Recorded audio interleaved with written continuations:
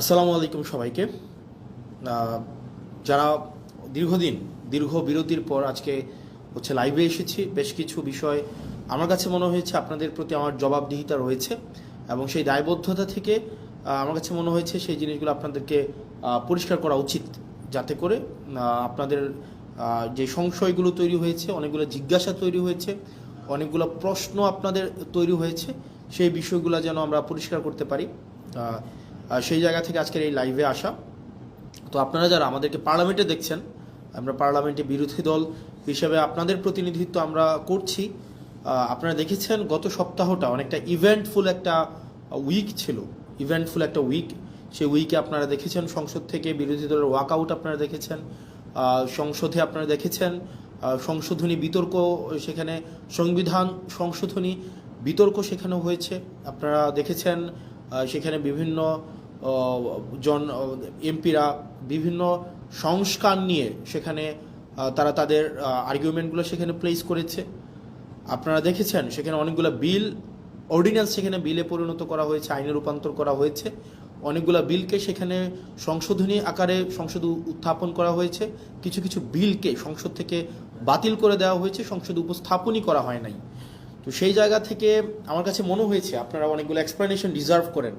আপনারা যারা আমাদেরকে ভোট দিয়েছেন, আপনারা যারা চেয়েছেন আমরা যেন সংসদে যাই, আপনাদের প্রতিনিধিত্ব আমরা করি, আপনারা আপনাদের প্রতিনিধিত্বের জায়গা থেকে আপনারা অনেক জায়গায় আশাহত হয়েছেন, অনেক জায়গায় আপনারা আশা পেয়েছেন। সার্বিক বিষয়গুলো নিয়ে মনে হয়েছে যে আপনারা আমাদের কাছ থেকে কিছু এক্সপ্লেনেশন ডিজার্ভ করেন। সেই জায়গা থেকে চলেন আমরা অনেকগুলো প্রশ্ন আছে, আমরা কেন বারবার ওয়াকআউট করেছি, বিরোধী দল কেন বারবার ওয়াকআউট করেছে, এটা আপনাদের একটা বড় ধরনের একটা প্রশ্ন। কেন আমরা সংসদে কথা বলি না, কেন অন্যান্য ট্রেজারি বেঞ্চের মন্ত্রীরা কথা বলার পরে আমরা কেন সেগুলোর বিরোধিতা আমরা করি না সংসদে দাঁড়িয়ে, সেটা আপনারা আমাদের কাছ থেকে জানতে চেয়েছেন। তৃতীয়ত, অর্ডিন্যান্সগুলো যেগুলো বাতিল করে দেওয়া হয়েছে, মূলত সেই অর্ডিন্যান্সগুলোতে কী ছিল সেটি আপনারা, আমার কাছে মনে হয় সেগুলো আপনারা ডিজার্ভ করেন আমাদের কাছ থেকে জানার জন্য। আমরা 3 নম্বর প্রশ্ন থেকে আসি যে অর্ডিন্যান্সগুলোতে মূলত আসলে কী ছিল। প্রথমে আসেন আমরা শুরু করব যে অর্ডিন্যান্সটা নিয়ে, সেটা হচ্ছে জাতীয় যে পুলিশ কমিশনটা ছিল, পুলিশ কমিশনটা নিয়ে আমরা শুরু করি। দেখেন, এই সংসদে আমার কাছে মনে হয়েছে যেই কমিশনগুলোর সবচেয়ে বেশি দরকার ছিল তার মধ্যে অন্যতম একটা দরকারি একটা কমিশন ছিল পুলিশ সংস্কার কমিশন। দুঃখজনক বিষয় হচ্ছে এই কমিশনটা সংসদে উঠানোই হয় নাই, এই যে অর্ডিন্যান্সটা সংসদে উঠানোই হয় নাই। অর্থাৎ এটা আলোচনার জন্য এটার প্রয়োজন আছে কিনা, বা এটা কতটা প্রয়োজন, জনগণের জন্য কতটা প্রয়োজন, এটা নিয়ে আলোচনা করার জন্য সংসদে উঠানোই হয় নাই। মানে পুলিশ এই অভ্যুত্থানের অন্যতম একটা স্টেক হোল্ডার, তাদের রোল কী ছিল সেটা নিয়ে আমাদের পরবর্তীতে কথাবার্তা আছে, কিন্তু অন্যতম একটা স্টেক হোল্ডার।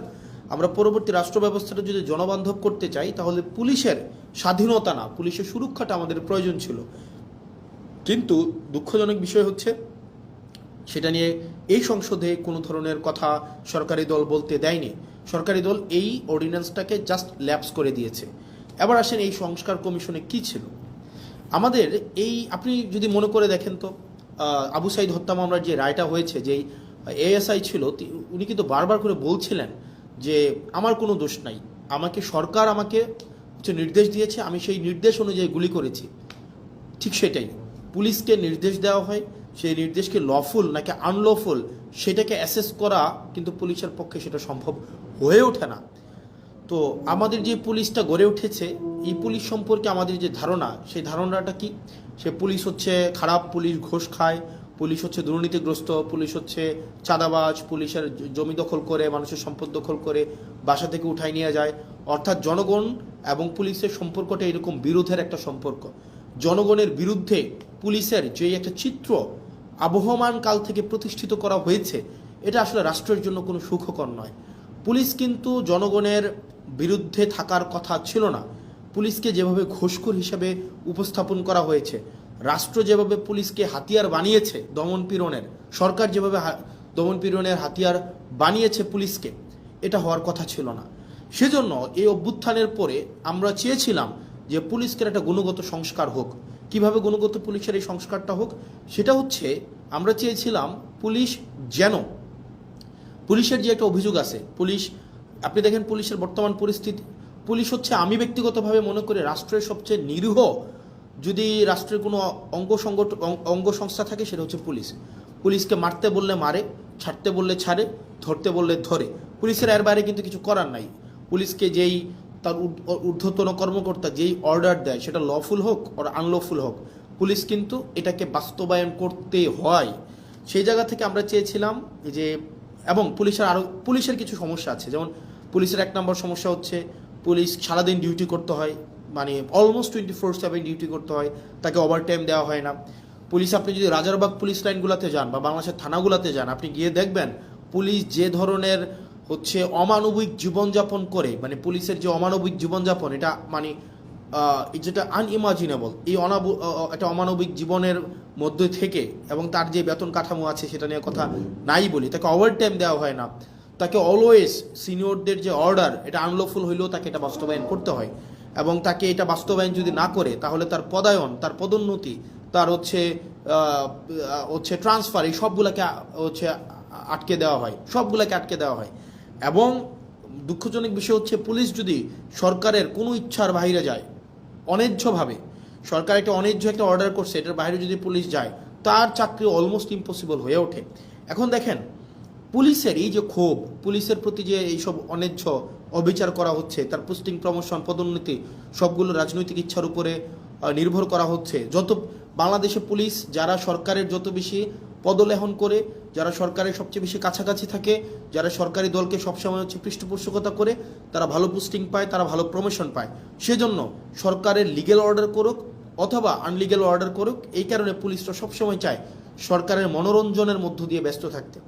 এখন এই যে পুলিশের যত অভাব, পুলিশের যত প্রত্যাশা, পুলিশের যত চাওয়া পাওয়া, পুলিশের যত ক্ষোভ, এগুলা নিরসনের জন্য এই গভর্নমেন্ট একটা কাজ করেছিল, মানে ইন্টারিম গভর্নমেন্ট, সেটা ছিল পুলিশ গ্রিভিয়েন্স রিএড্রেস প্রোগ্রাম হাতে নিয়েছিল। অর্থাৎ পুলিশের ক্ষোভ নিরসন করা এবং ন্যায্যতার ভিত্তিতে পুলিশের যে প্রয়োজনগুলো, সেগুলোকে নিশ্চিত করার জন্য পুলিশ গ্রিভিয়েন্স রিএড্রেস প্রোগ্রাম হাতে নিয়েছিল এই সংস্কার কমিশনে। অথচ বিএনপি সরকার সেটাকে বাতিল করে দিয়েছে। ভাই, একটা জিনিস বুঝেন আপনারা, পুলিশ তো একটা ডিসিপ্লিনারি ফোর্স, তার প্রয়োজন, প্রত্যাশা, চাওয়া পাওয়া, সেগুলোর জন্য তো পুলিশ হচ্ছে আন্দোলন করতে পারবে না, কোথাও গিয়ে স্মারকলিপি দিতে পারবে না। তাকে যদি আপনি একটা হিলিং একটা ওয়ে না দেন, এটা উইন্ডো না দেন, তাহলে তার প্রয়োজন, প্রত্যাশা সে কোথায় দিবে, মানে সেগুলো কার কাছে জানাবে? এটা জানানোর জন্য ইন্টারিম গভর্নমেন্ট যে পুলিশ সংস্কার কমিশনটা করেছিল, সেটা হচ্ছে সেখানে পুলিশের ক্ষোভটাও যেন পুলিশ জানাইতে পারে, পুলিশের অভিযোগটা যেন পুলিশ জানাইতে পারে। এবং পুলিশকে যদি কেউ আনলফুললি কোনো একটা অর্ডার করা হয়, পুলিশকে যদি কেউ হচ্ছে অন্যায্যভাবে কোনো একটা অর্ডার করা হয় যে তোমাকে গুলি করতে হবে, তোমাকে হচ্ছে কাউকে উঠাই নিয়ে আসতে হবে, তোমাকে হচ্ছে মানে বেআইনি কোনো একটা কাজ করতে হবে, পুলিশ সদস্যরাও যাতে সেটা থেকে নিষ্কৃতি পায়, সেটার জন্য একটা অভিযোগ জানাইতে পারে, সেটার জন্য পুলিশ গ্রিভিয়েন্স রিএড্রেস একটা প্রোগ্রাম হাতে নেওয়া হয়েছিল, সেটাকেও বাতিল করে দেওয়া হয়েছে। 2 নম্বর হচ্ছে, জনগণের কিন্তু পুলিশের বিরুদ্ধে অনেক অভিযোগ আছে। জনগণের যে পুলিশের বিরুদ্ধে অভিযোগ আছে, সেটার জন্য সিটিজেন কমপ্লেইন, এটা হচ্ছে management committee, citizen complain management committee, এটা করা হয়েছিল, এটাকেও বাতিল করে দেওয়া হয়েছে। মানে অভ্যুত্থান পরবর্তীতে পুলিশকে যুগোপযোগী করার জন্য, জনবান্ধব করার জন্য ইন্টারিম গভর্নমেন্ট যেই ধরনের পদক্ষেপগুলো হাতে নিয়েছিল, তার মধ্যে পুলিশ সংস্কার কমিশন অন্যতম। আপনি সেটাকে সংসদে উঠানি নাই, আপনি সংসদে উঠানোর আগে সেটাকে বাতিল করে দিয়েছেন।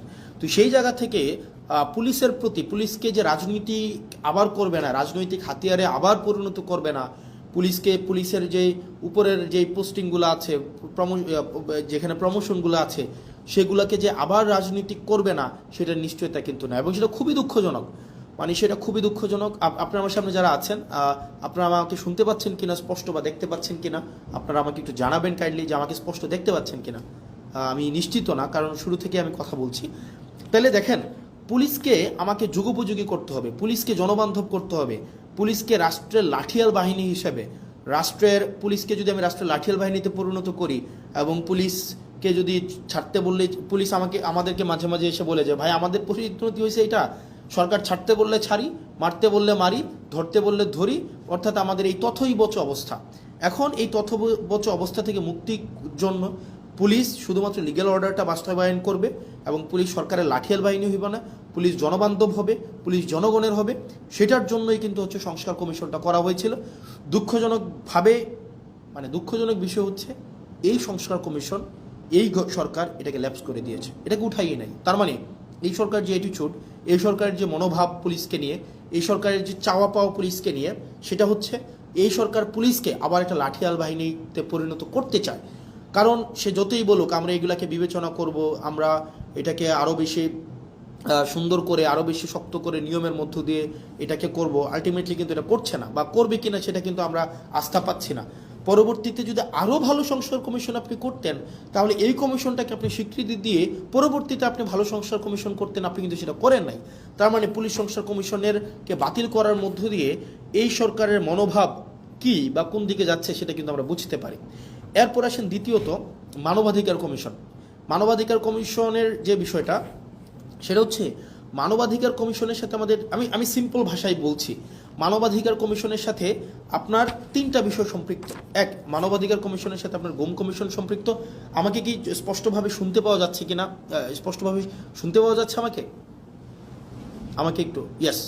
তাহলে আমার তিনটা বিষয় আপনারা দেখেন, মানবাধিকার কমিশনের সাথে আপনার তিনটা বিষয় সম্পৃক্ত। একটা হচ্ছে গুম কমিশন এবং জুলাই যোদ্ধাদের যে ইন্ডিমনিটি দেওয়া হয়েছিল সেই কমিশনটা।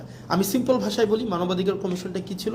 মানবাধিকার কমিশনে এখানে বলা হয়েছিল যে মানবাধিকার কমিশনের যারা সিলেকশন করবেন, এই সিলেকশন কমিটিতে কিছু আপনার মডিফিকেশন করা হয়েছিল, এবং এই মানবাধিকার কমিশন যেটা 2026 মানে জাতীয় মানবাধিকার কমিশন অর্ডিন্যান্স, যেটা 2025-এর যে অর্ডিন্যান্সটা, 26-এর যে অর্ডিন্যান্সটা, এই অর্ডিন্যান্সে ছিল যে রাষ্ট্রের যেই সংস্থাগুলো, আপনি গুমের সাথে কারা জড়িত, গুমের সাথে নর্মালি জড়িত হচ্ছে রাষ্ট্রের যে বাহিনীগুলো, সরকার জড়িত থাকে, সরকারের যে বাহিনীগুলো জড়িত থাকে।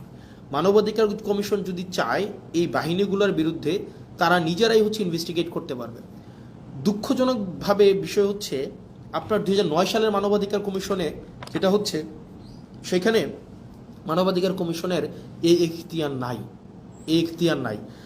আপনি এই ইন্টারিম গভর্নমেন্ট যে মানবাধিকার কমিশন অধ্যাদেশ করেছেন সেটাকে বাতিল করে দিয়ে আপনি 2009 সালের মানবাধিকার কমিশন আবার আইনে নিয়ে গেলেন। 2009 সালের যে মানবাধিকার কমিশন আইন, এটা হচ্ছে নখদন্তহীন একটা আইন।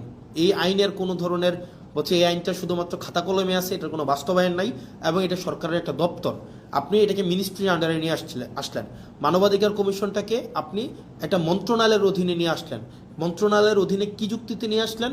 মন্ত্রণালয়ের অধীনে নিয়ে আসলেন যদি মানবাধিকার কমিশনকে আমরা স্বতন্ত্র করে দেই, তাহলে এই মানবাধিকার কমিশন প্রপারলি ফাংশন করতে, এইটার জবাবদিহিতা নাকি আপনি নিশ্চিত করতে পারবেন না। ভাই, এই সরকারে অনেকগুলো অর্গানাইজেশন আছে যারা ইন্ডিপেন্ডেন্টলি ফাংশন করে। সিএস ইন্ডিপেন্ডেন্টলি ফাংশন করে, সিজিএস ইন্ডিপেন্ডেন্টলি ফাংশন করে, এখানে হচ্ছে পিএসসি ইন্ডিপেন্ডেন্টলি ফাংশন করে। ঠিক একইভাবে মানবাধিকার কমিশন ইন্ডিপেন্ডেন্টলি ফাংশন করতো, কিন্তু আপনি যেটা করলেন সেটা হচ্ছে মানবাধিকার কমিশনকে একটা মন্ত্রণালয়ের অধীনে নিয়ে আসলেন। এখন মানবাধিকার কমিশন যদি কারো বিরুদ্ধে কোনো ইনভেস্টিগেট করে, তখন মন্ত্রণালয়ের অনুমতি লাগবে। এখন স্বরাষ্ট্র মন্ত্রণালয়ের স্বরাষ্ট্রমন্ত্রীর অনুমতি নিয়ে আপনি জাস্ট চিন্তা করেন, আপনি আসাদুজ্জামান খান কামালের অনুমতি নিয়ে আপনি পুলিশের বিরুদ্ধে হচ্ছে আপনি ইনভেস্টিগেট করবেন, এবং যারা গুমের সাথে জড়িত, যারা হচ্ছে নিপীড়নের সাথে জড়িত, আপনি তাদের অনুমতি নিচ্ছেন যে আমাকে কি দয়া করে অনুমতি দিবেন, আমি কি আপনাদের বিরুদ্ধে আমি একটা তদন্ত কাজ পরিচালনা করতে পারি। এখন এটা খুব স্বাভাবিকভাবেই সত্য, বাংলাদেশে গত 17 বছর রাষ্ট্রের যে বাহিনীগুলো গুম খুনের সাথে জড়িত ছিল, তাদের কারো বিরুদ্ধেই কোনো ধরনের আপনার হচ্ছে কোনো তদন্ত হয় নাই। এখন এই তদন্তের, একদম সিম্পল ভাষা, এই তদন্তের এখন এই ক্ষমতাটা মানবাধিকার কমিশন যে পেয়েছিল, আপনি সেটাকে বাতিল করে দিলেন, এবং এটার মধ্য দিয়ে আপনার যে নিয়ত, আপনি যে আবার গুম খুনে ফিরে যেতে চান না, সেটা কিন্তু স্পষ্ট হলো না। এবং এটা খুবই দুঃখজনক, আপনার এই মানবাধিকার কমিশন বাতিল করার মধ্য দিয়ে আপনি দুইটা কমিশনকে আপনি হচ্ছেন অর্নামেন্টাল করে ফেলেছেন, ফাংশনাল আর থাকে নাই। একটা হচ্ছে গুম কমিশন, আর হচ্ছে জুলাই ইন্ডিমনিটির যেই বিষয়টা, এটাকে আপনি হচ্ছেন অর্নামেন্টাল করে ফেলেছেন। এই দুইটা অর্ডিন্যান্স কিন্তু মানবাধিকার কমিশনের সাথে সম্পৃক্ত।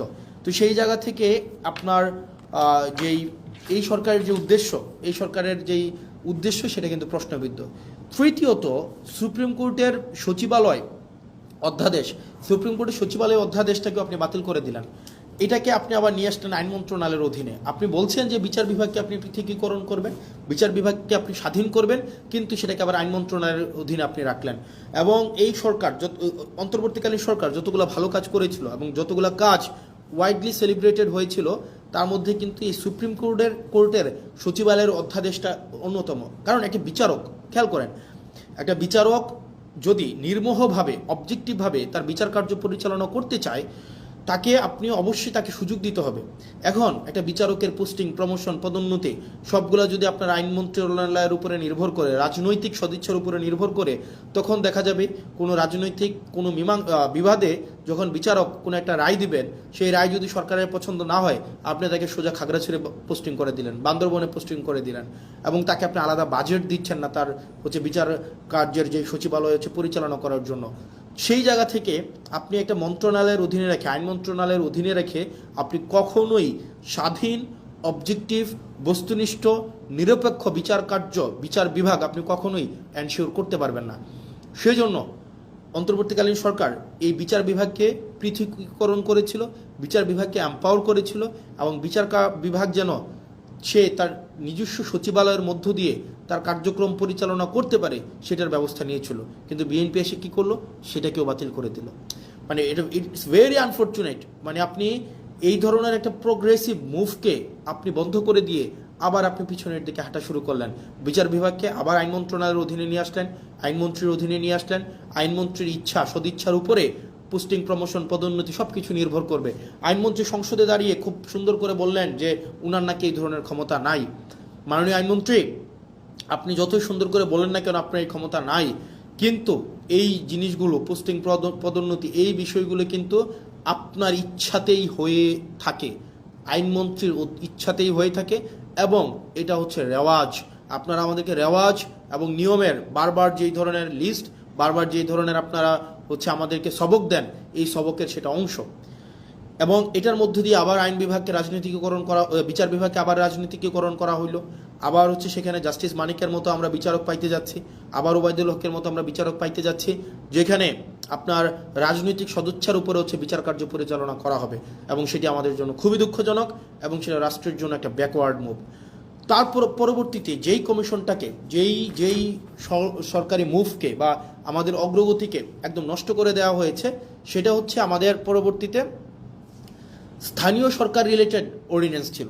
অর্থাৎ আগে এই ইন্টারিম গভর্নমেন্ট আসার পরে ওনারা একটা কাজ করেছিলেন, সেটা যে বিশেষ পরিস্থিতিতে, যেহেতু আপনারা জানেন যে বিগত 3-4টা নির্বাচন, সেই নির্বাচনগুলো স্থানীয় সরকারে সেগুলো স্বচ্ছ, নিরপেক্ষ, বস্তুনিষ্ঠ নির্বাচন হয় নাই, অংশগ্রহণমূলক নির্বাচন হয় নাই। একপাক্ষিকভাবে সেই নির্বাচনগুলোতে আওয়ামী লীগের কর্তা ব্যক্তিরাই সেখানে নির্বাচিত হয়ে স্থানীয় সরকারগুলোকে দখল করেছিল, মেম্বার, চেয়ারম্যান, মেয়র, কাউন্সিলর। এই কারণে অভ্যুত্থান পরবর্তী সময়ে আপনার ইন্টারিম গভর্নমেন্ট এসে তাদেরকে সরিয়ে দিয়ে আপনার এখানে একটা বিশেষ পরিস্থিতিতে একটা অর্ডিন্যান্স করে যে এই স্থানীয় সরকারের নির্বাচিতদেরকে চাইলে সরকার বাদ দিতে পারে, এটা বিশেষ পরিস্থিতিতে। এখন অভ্যুত্থান পরবর্তীতে একটা বিশেষ পরিস্থিতিতে একটা অর্ডিন্যান্স আপনি স্থানীয় সরকারের তাদেরকে বাতিল করে দেওয়ার জন্য আপনি করলেন, কিন্তু আপনি বিএনপি, আপনি নির্বাচিত সরকার এসে এই অর্ডিন্যান্সটাকে আপনি আইনে পরিণত করলেন। কিভাবে আইনে পরিণত করলেন? আপনি এখন এই গভর্নমেন্ট, এটার ফলাফলটা কি হয়েছে? এটার ফলাফলটা হয়েছে, এখন ধরে একটা নির্বাচনের মধ্য দিয়ে কেউ চেয়ারম্যান হলো, কেউ মেয়র হলো, কেউ কাউন্সিলর হলো। এখন বর্তমানে যে আইনে আছে, সরকার চাইলে বিশেষ পরিস্থিতিতে কাউন্সিলরকে বাতিল করে দিতে পারবে, মেয়রকে বাতিল করে দিতে পারবে, উপজেলা চেয়ারম্যানকে বাতিল করে দিতে পারবে। অর্থাৎ একটা নির্বাচিত একটা অংশকে সরকার চাইলে বাতিল করে দিতে পারবে, সরকারের কাছে যদি মনে হয় সে ইনঅ্যাপ্রোপ্রিয়েট। তার মানে এই পুরা স্থানীয় সরকার ব্যবস্থাকে সরকারিকরণ করা হইল, দলীয়করণ করা হইল। আপনি নির্বাচিত হয়ে আসেন, সমস্যা নাই, আপনি যখনই সরকারের বিরুদ্ধে কোনো অবস্থান নেবেন, আপনাকে চাইলে সরকার বাদ দিয়ে দিতে পারবে। এই ধরনের একটা কালো আইন এই সংসদে পাশ করা হয়েছে, এই ধরনের কালো আইন। তার মানে মানবাধিকার কমিশন, পুলিশ সংস্কার কমিশন, গুম কমিশন, সুপ্রিম কোর্টের সচিবালয় অধ্যাদেশ, স্থানীয় সরকার রিলেটেড যে বিষয়গুলো রয়েছে, এইখানে বিএনপি যে অবস্থানটা নিয়েছে, এই অবস্থানটা জনগণের বিরুদ্ধে একটা অবস্থান, গণতন্ত্রের বিরুদ্ধে একটা অবস্থান, মানুষের জন আকাঙ্ক্ষার বিরুদ্ধে একটা অবস্থান। এখন আপনারা আমাকে প্রশ্ন করতে পারেন যে ভাই, সংসদে তো দেখি শুধুমাত্র আপনাদের আইনমন্ত্রী সালাউদ্দিন সাহেবই কথা বলেন, সংসদে দেখি আসাদুজ্জামান সাহেব আইনের ব্যাখ্যা দেন 40-45 মিনিট ধরে, সালাউদ্দিন সাহেব আমরা দেখি সেখানে 50 মিনিট ধরে কথা বলেন, আপনারা কেন কথা বলেন না? এখানে যে বিষয়টা আমাদেরকে এই সংসদে কথা বলতে দেওয়া হয় না। আমি একটা এক্সাম্পল দিই, যেমন আপনার সালাউদ্দিন সাহেব আমাদের স্বরাষ্ট্রমন্ত্রী উনি যখনই দাঁড়ান, উনি যেহেতু ট্রেজারি বেঞ্চের উনি মেম্বার, ট্রেজারি বেঞ্চের উনি, অর্থাৎ উনি এবং উনি হচ্ছেন স্বরাষ্ট্রমন্ত্রী, উনি যখনই দাঁড়ান যেই বিষয়ে ধরেন, যেমন মানবাধিকার কমিশন বিষয়ে আমাকে সময় দেওয়া হয়েছিল মাত্র কত, আমাকে সময় দেওয়া হয়েছিল 2 মিনিট, আমাকে সময় দেওয়া হয়েছিল মাত্র 2 মিনিট, মাত্র 2 মিনিট। আর এই বিষয়ে সালাউদ্দিন সাহেব 40 মিনিট কথা বলেছেন, 40 মিনিট। আমাদের সুপ্রিম কোর্টের সচিবালয়ের বিষয়ে আপনার 8 মিনিট কথা বলেছেন আপনার আক্তার ভাই, আসাদুজ্জামান সাহেব কথা বলেছেন অলমোস্ট 40 মিনিট। তাহলে ঘটনাটা কি দাঁড়ায়? ঘটনাটা দাঁড়ায়, ধরেন কোনো একটা অর্ডিন্যান্সের পক্ষে আমি 5 মিনিট কথা বললাম, 5 মিনিট, এটার বিরুদ্ধে সালাউদ্দিন সাহেব 40 মিনিট কথা বললেন, 40 মিনিট, আপনি 40 মিনিট। এই 40 মিনিটে উনি যদি কোনো অযৌক্তিক কথাও বলেন, সেটাকে যখন আমি আবার দাঁড়াবো যে ওনার অযৌক্তিক কথাগুলোকে খণ্ডন করার জন্য, আমাদেরকে সেখানে কোনো অ্যালাউ করা হয় না। তার মানে আপনি সময় পাচ্ছেন 5 মিনিট আর সালাউদ্দিন সাহেব সময় পাচ্ছেন 40 মিনিট।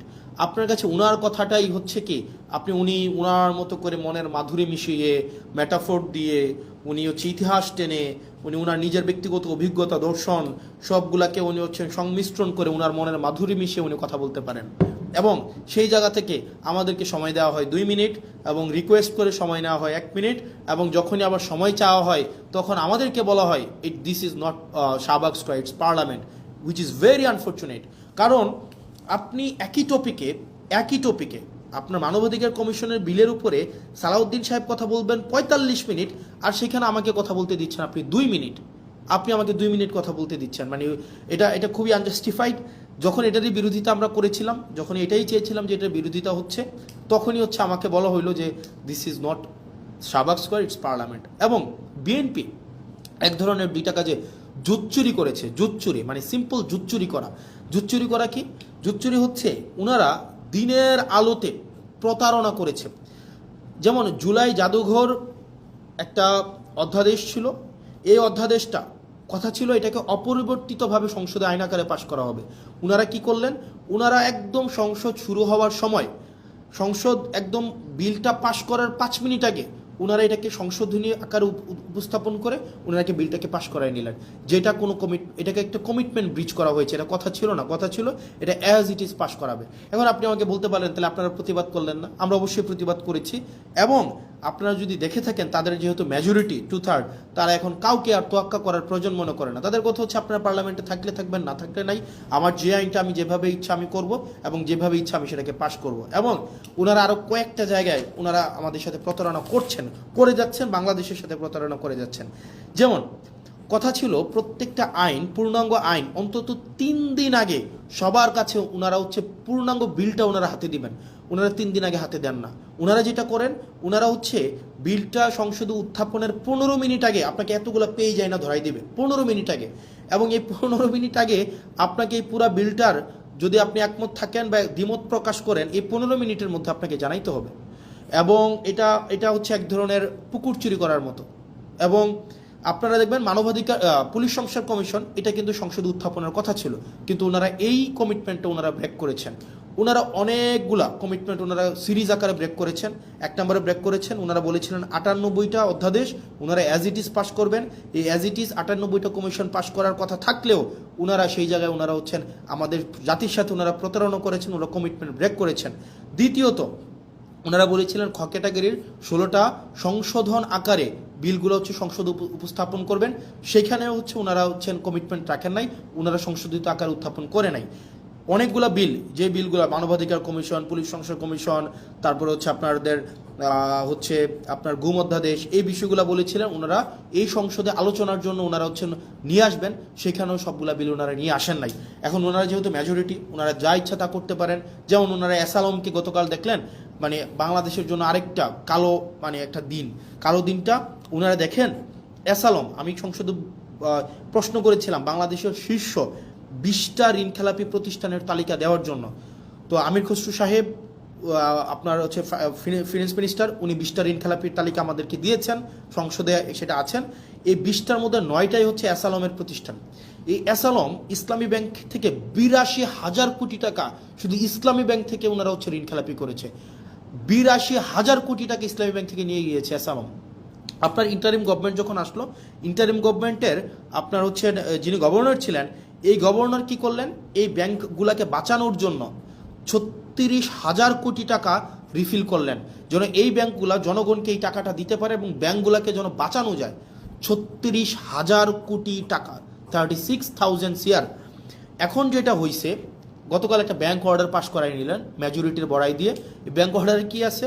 অর্ডারে আছে আপনার আগের যারা মালিক ছিল, যারা ব্যাংকগুলোকে নষ্ট করেছে, যারা ব্যাংকগুলোকে একদম মানে ধ্বংস করে দিয়েছে বাংলাদেশের অর্থনীতিকে আওয়ামী লীগের সময়, এবং এই ব্যাংকগুলোকে চুরি করে টাকাগুলোকে বিদেশে নিয়ে গিয়েছে, এই ইন্টারিম গভর্নমেন্ট স্ট্রিক্ট আইন করেছিল তাদেরকে কোনোভাবে এই ব্যাংকে ফেরত আনা যাবে না, এই মালিকদেরকে আর ব্যাংক তুলে দেওয়া হবে না। কারণ ভাই, তারা ব্যাংকগুলোকে নষ্ট করে দিয়ে জনগণের টাকাগুলোকে বিদেশে পাচার করে দিয়েছে, এই মালিকদের হাতে আর ব্যাংক তুলে দেওয়া যাবে না।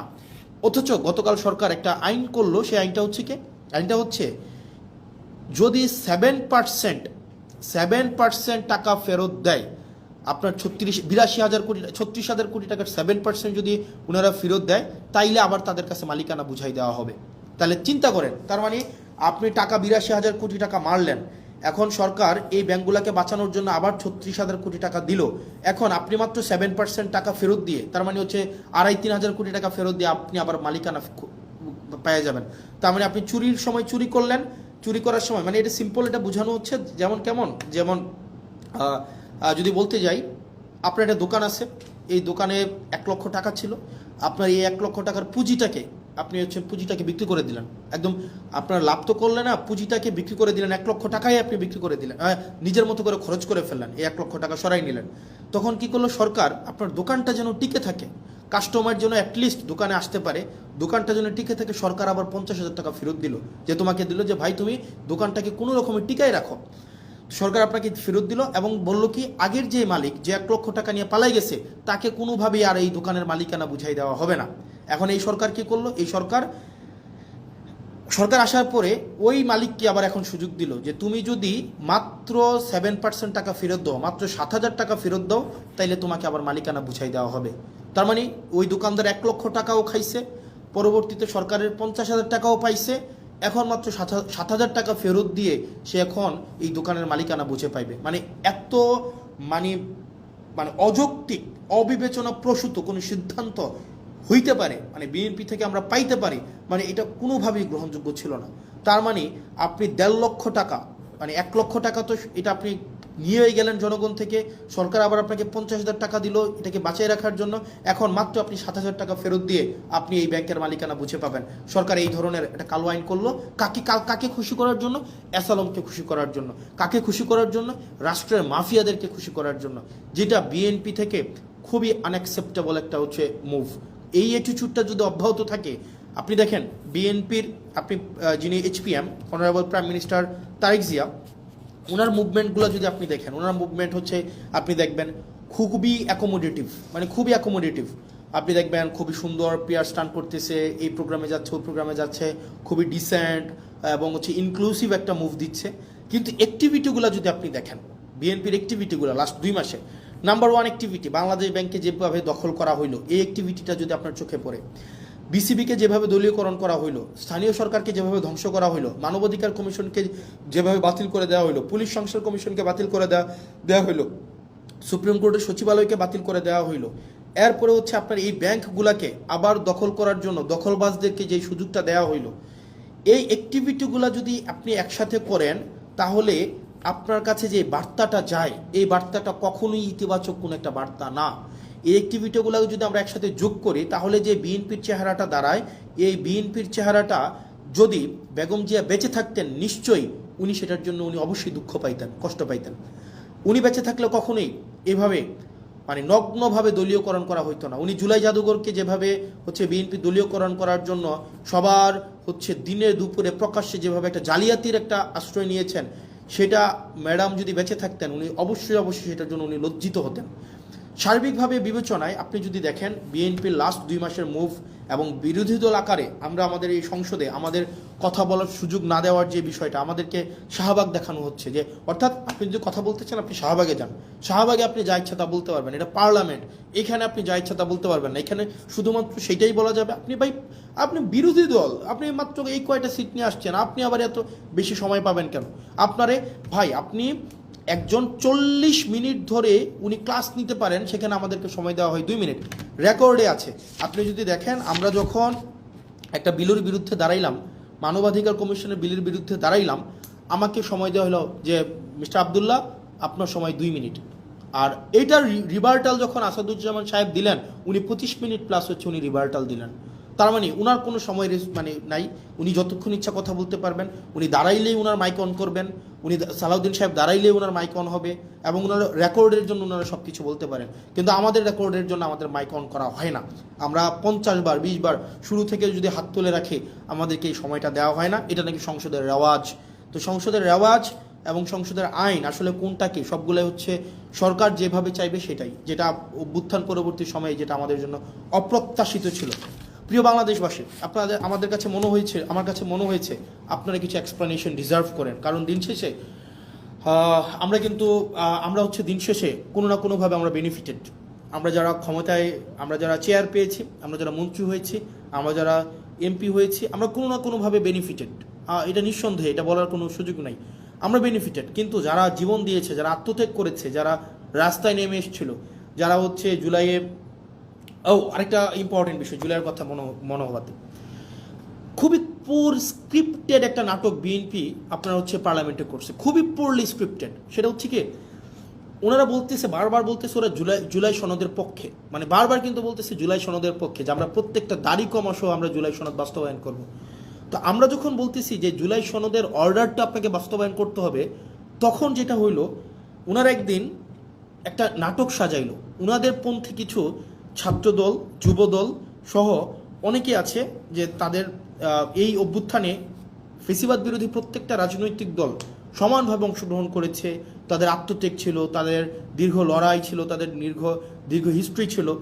তো ওনারা কি করলেন, কিছু সিলেক্টিভ আহতকে, কিছু সিলেক্টিভ, একদম সিলেক্টিভ কিছু আহতকে বিরোধী দলীয় যেই গ্যালারিটা আছে সেই গ্যালারিটাতে এনে বসাইলো, এবং ওনাদেরকে বলে দেওয়া হলো, পরবর্তীতে ওনাদের মধ্যে অনেকগুলো আহত আমাদের কাছে আসছে যে ভাই আমরা তো বুঝি নাই যে আসলে আমাদেরকে কী কারণে নিয়ে আসা হয়েছে, আমাদেরকে জাস্ট বলা হয়েছে আপনাদেরকে গাদ্দার বলার জন্য, এবং আপনাদেরকে যেন আমরা বেশিং করি, আপনাদেরকে যেন আমরা হচ্ছে ওখান থেকে আপনাদেরকে বেশিং করি, এবং আপনাদের বিরুদ্ধে যেন আমরা স্লোগান দিই। এই স্ক্রিপ্টটা বিএনপির জন্য, মানে শোনেন, আপনারা বিএনপির যারা আছেন 217 জন এমপি আছেন, ইট ডাজন্ট ম্যাটার, আপনারা হচ্ছেন সরকারে আছেন, ইট ডাজন্ট ম্যাটার। মানে ধরেন কি করতে পারবেন, ম্যাক্সিমাম গুম করে ফেলতে পারবেন, উঠাই নিয়ে যেতে পারবেন বাসা থেকে, এই জার্নিটা এখানে থামাই দিতে পারবেন, সো হোয়াট ভাই। মানে জীবনে তো ধরেন আপনার মানুষের সাথে যদি কানেক্টেড থাকি, মানুষ যদি আস্থা রাখে, বিশ্বাস রাখে, এর থেকে বড় প্রাপ্তির আর কিছুই নাই।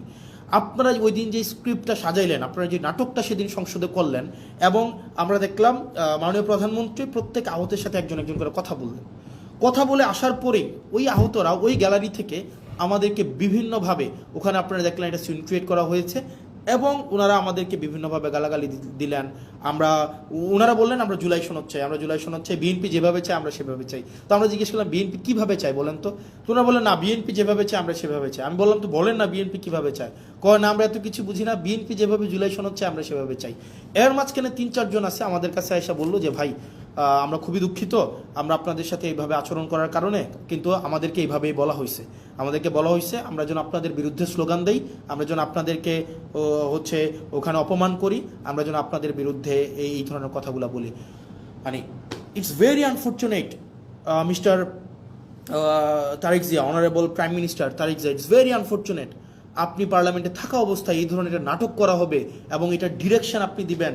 মানে আমি জানি এটার স্ক্রিপ্ট রাইটার কে ছিল, এটার কোরিওগ্রাফার কে ছিল, এটার হচ্ছে ডিরেক্টর কে ছিল, আমি জানি না, কিন্তু আমি এটা বিশ্বাস করতে স্টিল চাই না যে এখানে কোনো ধরনের আপনি ব্যক্তিগতভাবে এখানে এটার পৃষ্ঠপোষকতা করেছেন, এটা আমি বিশ্বাস করতে চাই না।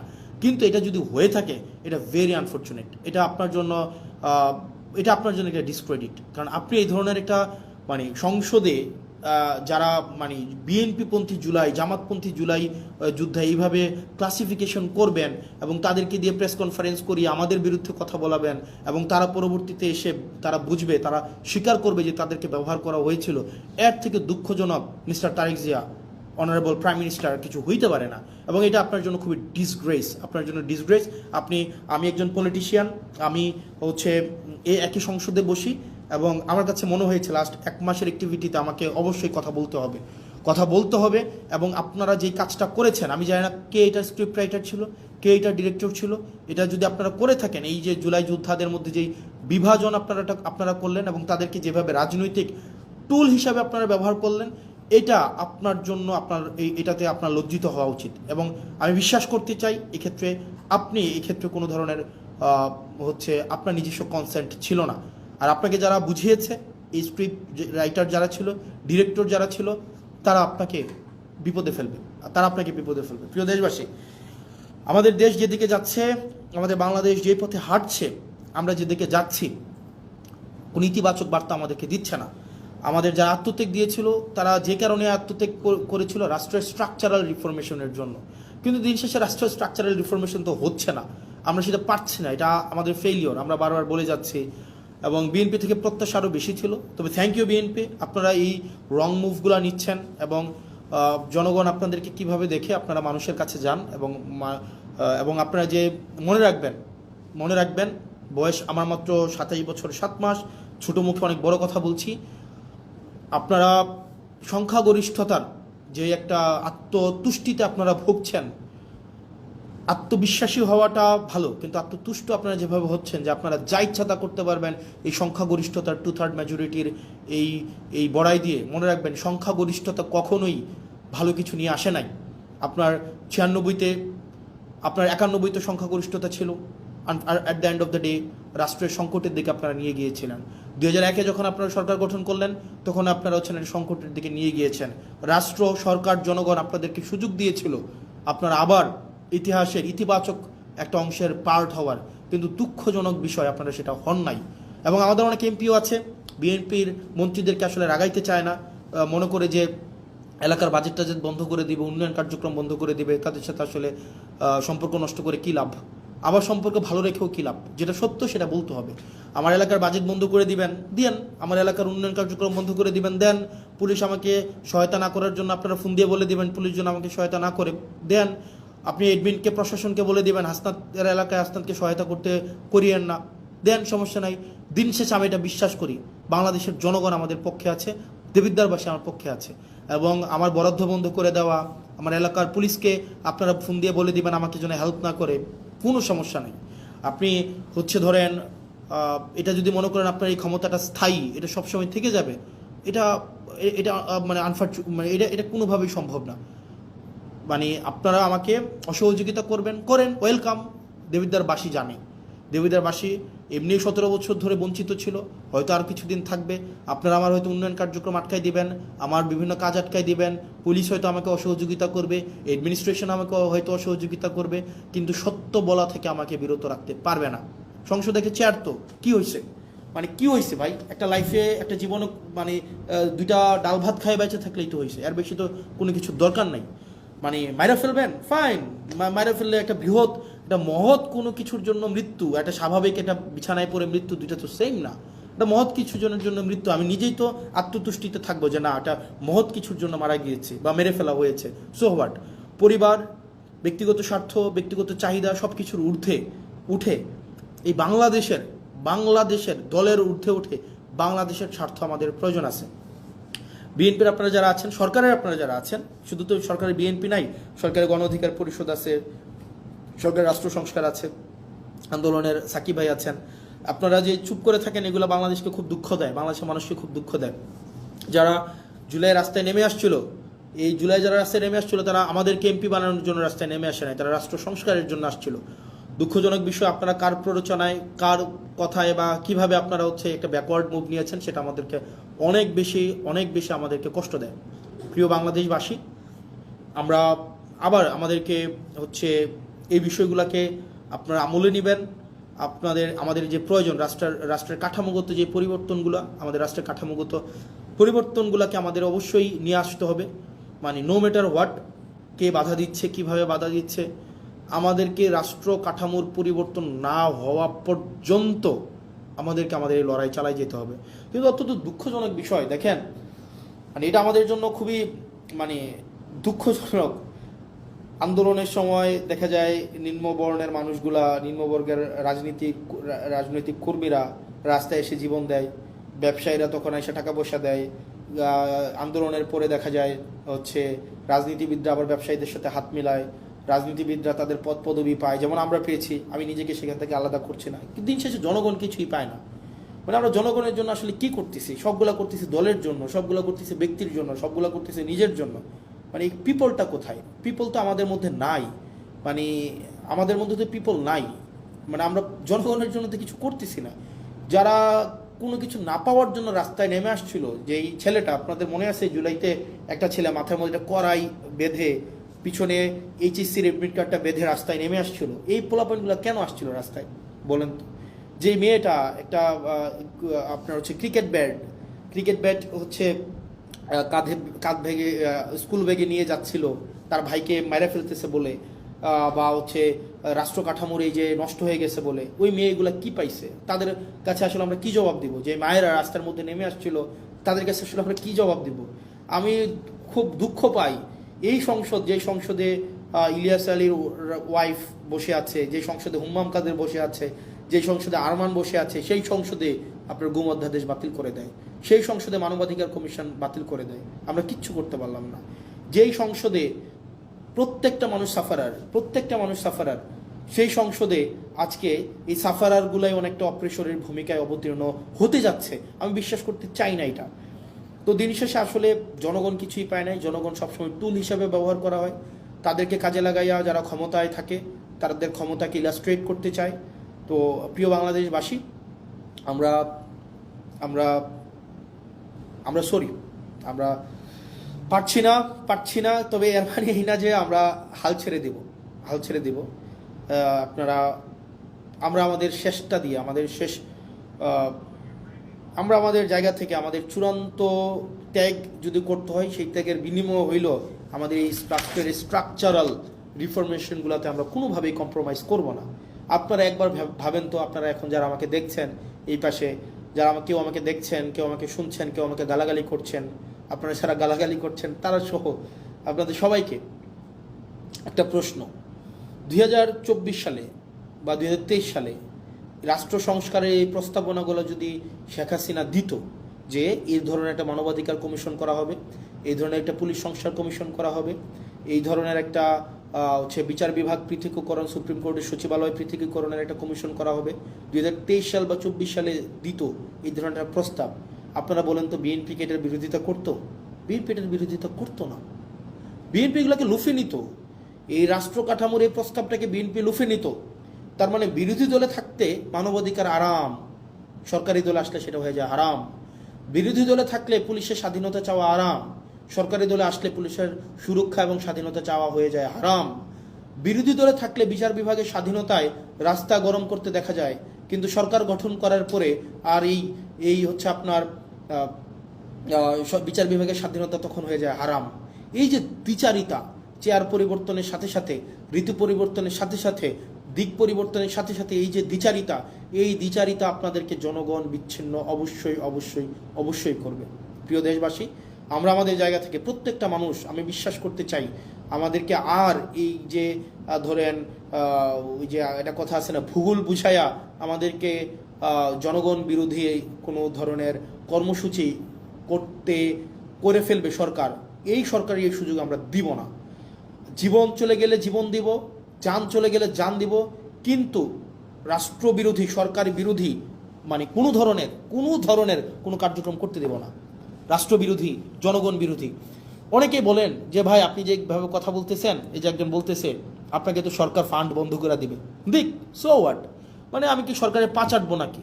মানে মন্ত্রীর সাথে সম্পর্ক রাখবো একটা অনিচ্ছ সুবিধা পাওয়ার জন্য, সংসদে দাঁড়ায় একটা ন্যায় কথা বলা থেকে বিরত রাখবো নাকি? ভাই মানে আমার জবাবদিহিতা হচ্ছে মানুষের কাছে, মন্ত্রীর কাছে না।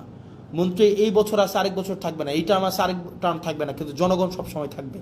সুতরাং যদি আপনি আমাকে বলেন যে সত্য বলা থেকে বিরত রাখার জন্য, শুধুমাত্র বরাদ্দ পাওয়ার জন্য, ফান্ড পাওয়ার জন্য, সত্য বলার থেকে বিরত রাখার জন্য আমি যদি এখনই এই কম্প্রোমাইজ করি, পরবর্তীতে আরও বড় কিছু পাওয়ার জন্য আমি বিভিন্নভাবে আমার জীবনটা কম্প্রোমাইজের মধ্য দিয়েই যাবে। না দিল, ফান্ড বন্ধ করে দিল, পুলিশ আমাকে হেল্প করা বন্ধ করে দিল, অ্যাডমিনিস্ট্রেশন আমাকে হেল্প করা বন্ধ করে দিল, যে আমাকে অনৈধ্যভাবে আমাকে আমার পথকে বাধাগ্রস্ত করবে, তারা তাদের ফলাফল সেটা কোনো না কোনোভাবে পাওয়া যাবে। মানে এটা মানে আমি ন্যাচারে বিশ্বাস করি, আমি ন্যাচারাল জাস্টিসে বিশ্বাস করি, সেটা কোনো না কোনোভাবে পেয়ে যাবে। এটা এটা কিচ্ছু আসে যায় না আমার। আপনি এই কারণে এই যে মন্ত্রীর সাথে কুসুম কুসুম সম্পর্ক রাখতে হবে, কুসুম কুসুম বিরোধিতা করতে হবে, যদি আমার ফান্ড বন্ধ করে দেয় দিলে দিক, আমার কিচ্ছু আসে যায় না, কিচ্ছু আসে যায় না। কিন্তু যেটা সত্য, সত্যটাই আমাকে বলতে হবে, যেটা মিথ্যা, মিথ্যাটা আমাকে প্রকাশ করতে হবে। এর মাঝখানে কোনো ধরনের পার্থক্য রাখা যাবে না।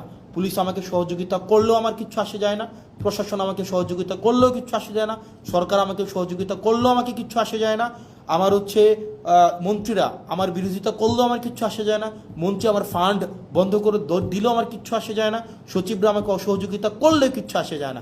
মানুষের বাঁচেই কয়দিন, মানুষ বাঁচবেই কয়দিন, মানুষ তো ভাই মানে মৃত্যু পর্যন্ত সারা জীবন ক্ষমতায় থাকবে না। কিন্তু দিন শেষে মানুষ জানুক, জনগণ জানুক, যারা আমাকে ভোট দিছিল, যে মহিলাগুলাকে মানে লাইন ধরে ধরে আমাকে ভোট দিছে, বিনা পয়সায় যারা আমাকে ভোট দিছে, তারা জানুক দিন শেষে যে আমি সত্যের পথে ছিলাম। যে ইয়াং প্রজন্ম, শিক্ষিত প্রজন্ম যারা বিনা পয়সায় আমাকে ভোট দিছিল, তাদের কাছে আমার জবাবদিহিতাটা আমি নিশ্চিত করতে চাই। আমি বিশ্বাস করতে চাই, আমি যদি সত্যের পথে থাকি, সেক্ষেত্রে যদি সরকার আমাকে বাধাও দেয়, জনগণ আমার পাশে দাঁড়াবে। আমাকে বিনা পয়সায় ভোট দিয়ে জিতাইছিল, আবার আমাকে প্রয়োজনে বিনা পয়সায় ভোট দেওয়া জিতাবে, কিন্তু আমি কম্প্রোমাইজ করতে পারবো না, না না, কোনোভাবেই না, কোনোভাবেই না। আমি মিডিয়াকে দেখেছি দালালি করতে, মিডিয়ার যে দালালি, মানে এটা পৃথিবীতে যদি কোনো উদাহরণ হয়ে থাকে মিডিয়ার দালালি, এটা বাংলাদেশে হচ্ছে 1 নাম্বার হবে মিডিয়ার দালালি। মিডিয়া, মিলিটারি, ব্যুরোক্রেসি সবাই এখন আবার হচ্ছে মানে জি হুজুর আবার কালচারে চলে গিয়েছে। এই জি হুজুর কালচারে এনসিপি যাবে না, জি হুজুর কালচারে এনসিপি রাজনীতিবিদরা যাবে না, কোনোভাবেই যাবে না, কোনোভাবেই না। আপনি আমার চেহারা নিয়ে কথা বলেন, আপনি আমাকে চেহারা নিয়ে আমাকে ট্রোল করেন, আপনি আমাকে কালো বলেন, হোয়াট এভার, এগুলো আমার কিচ্ছু আসে যায় না। মানে এটা দিয়ে আপনি আমাকে থামাইতে পারবেন? কোনোভাবেই না, নেভার, কোনো ওয়েতেই না ভাই। যেটা সত্য, এই সত্য যত মানে ইভেন আমার জীবনের যদি কষ্ট হয়, আমার জীবনের যদি স্যাক্রিফাইস হয়, সেইটা থেকে আপনি আমাকে বিরত রাখতে পারবেন না, যতদিন না পর্যন্ত এই স্ট্রাকচারাল রিফরমেশনগুলো তৈরি হবে, মানে আপনার স্ট্রাকচারাল রিফরমেশনগুলো বাস্তবায়ন না হয়, ততক্ষণ পর্যন্ত আমাদের এই লড়াই চলবে, আমাদের লড়াই চলবে। আপনি সংসদে আমাদেরকে লবিতে আসা বলবেন বয়স কত, মাত্র এতদিন, আর অপেক্ষা করো, অপেক্ষা করো, দরকার আছে শত্রু বাড়াইয়া, দরকার আছে শত্রু বাড়াইয়া।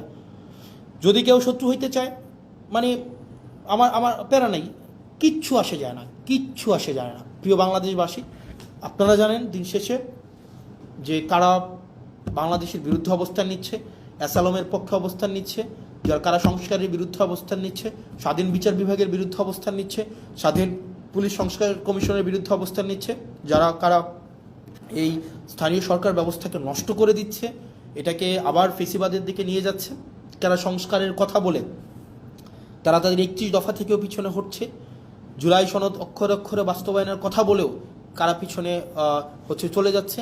এই জিনিসগুলোই শিক্ষিত প্রজন্ম, আপনারা নিশ্চয়ই আপনাদের বিবেচনা সুবোধ আছে এবং সেই বিষয়ে আপনারাই হচ্ছেন সিদ্ধান্ত নেবেন। আপনারা ভালো থাকবেন, সুস্থ থাকবেন।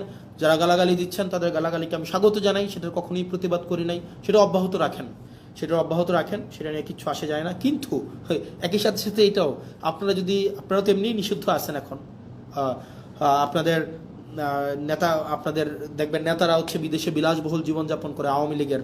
আপনারা যারা রাস্তায় এসে 30 সেকেন্ডের একটা স্লোগান দিয়ে দৌড় মারেন হচ্ছে আপনার আলোক গতিতে, আপনাদের নেতারা হচ্ছে বিদেশে বসে বসে জন্মদিন পালন করে, বড় হচ্ছে গাড়িতে ঘোরাঘুরি করে, বিভিন্ন বড় বড় শপিং মলে হচ্ছে শপিং করে।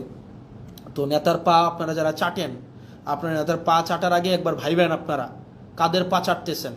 আবার যখন যদি আপনার হচ্ছে এই পা চাইটা কোনো লাভ নাই রে ভাই, এই পা চাইটা লাভ আছে। আপনি দেশে হচ্ছে পুলিশের দৌড় খাবেন, আপনাকে জনগণ পিটাবে, আপনাকে রাজনৈতিক দলগুলো আপনাকে দৌড়ের উপরে রাখবে, আর আপনার নেতারা বিদেশে আরাম আয়েশের জীবন কাটাবে। আপনি হচ্ছেন এদিকে হচ্ছে বুড়িগঙ্গার তীরে হচ্ছে জীবনযাপন করবেন, 200 টাকা ভাড়ায় বাসায় থাকবেন অন্ধকার গরমের মধ্যে, আর আপনার নেতা ট্যাম্পসের মধ্যে অথবা দুবাইয়ের হচ্ছে নদীর মধ্যে ইয়ট নিয়ে ঘুরে ঘুরে বেড়াবে এবং সেখানে হচ্ছে উনি জন্মদিন পালন করবে। তো এই বিষয়গুলো একটু মাথায় রাখেন যে কার পিছনে যাচ্ছেন এবং হচ্ছে কাদের জন্য রাজনীতি করছেন। আর আপনারা যারা অনেকে আছেন নেতার পা চাটেন, নেতার পিছনে পিছনে নেতার পা চেটে জীবনটাকে ধ্বংস করে দিচ্ছেন। এখন নেতার পা চাটতেছেন, কিছুদিন পরে নেতার ছেলের পা চাটতে হবে। এখন পা চাটতেছেন নেতার পা, নেতার পা চেটে কোনো লাভ হয় নাই, এরপরে চাটবেন নেতার ছেলে। নেতার ছেলে সবসময় নেতাই হবে। আর দিন শেষে আপনারা যারা চাটার উপরে থাকেন, চাটাচাটি যাদের হচ্ছে কর্ম, চাটাচাটি যাদের হচ্ছে জীবিকা, চাটাচাটি ছাড়া যাদের মনস্তত্ত্বের মধ্যে স্বাধীনতা নাই, যারা মানসিকভাবে স্বাধীন না, যারা মানসিকভাবে হচ্ছে মানে চাটামিকে যারা জীবিকা হিসাবে নিয়েছেন, দিন শেষে আপনাদের চাটতেই হবে। এখন কিছু আগে চেটেছেন নেতার বাবাকে, এখন চাটতেছেন নেতাকে, কিছুদিন পরে চাটবেন নেতার ছেলেকে। এটাই হচ্ছে আপনাদের নিয়তি। যদি এটা না করতে চান, স্বনির্ভর হতে চান, সত্যকে সত্য বলতে চান, মিথ্যাকে প্রকাশ করতে চান, তাহলে এইসব চাটাচাটি বাদ দেন। দল আপনাকে ভাত দিবে না। আপনার ঘরে যদি ওষুধ না থাকে, আপনার মায়ের যদি ওষুধ না থাকে, নেতা এসে সে ওষুধ কিনে দিয়ে যাবে না। দিন শেষে আপনি করবেন গুলিস্তানে মার্কেট, আর নেতা যাবে দুবাই মার্কেট করতে। আপনি ছুটিতে যাবেন হচ্ছে ওই যে চানখারপুল, আপনার নেতায় যাবে লিভারপুল। তো সেই জায়গা থেকে এই নেতার পা চাটাচিটি করে লাভ নাই। এই পা চাটাচিটিটা বন্ধ করেন। নেতা যাই করে সবই যে ঠিক করে, ব্যাপারটা এমন না। নেতাকে নির্মোহভাবে ক্রিটিক্যালি নেতাকে অবজার্ভ করেন, ক্রিটিক্যালি নেতাকে ক্রিটিক করেন, এবং নেতাকে আপনি সব কিছুর ঊর্ধ্বে রাখার যে এক ধরনের আমাদের মনস্তত্ত্ব তৈরি হয়েছে, সেটা থেকে নিজেরা নিষ্কৃতি পান। আপনারা ভালো থাকেন, সুস্থ থাকেন, এবং আপনাদের সাথে দেখা হবে যতদিন পর্যন্ত আপনাদের সমর্থন আমাদের সাথে আছে, আপনাদের প্রত্যাশা আমাদেরকে ঘিরে তৈরি হচ্ছে, যতদিন পর্যন্ত সেটা থাকবে, আপনাদের জন্য আমরা কথা বলে যাব। আপনারা ভালো থাকেন। আসসালামু আলাইকুম রহমতুল্লাহি ওয়া বারাকাতুহু।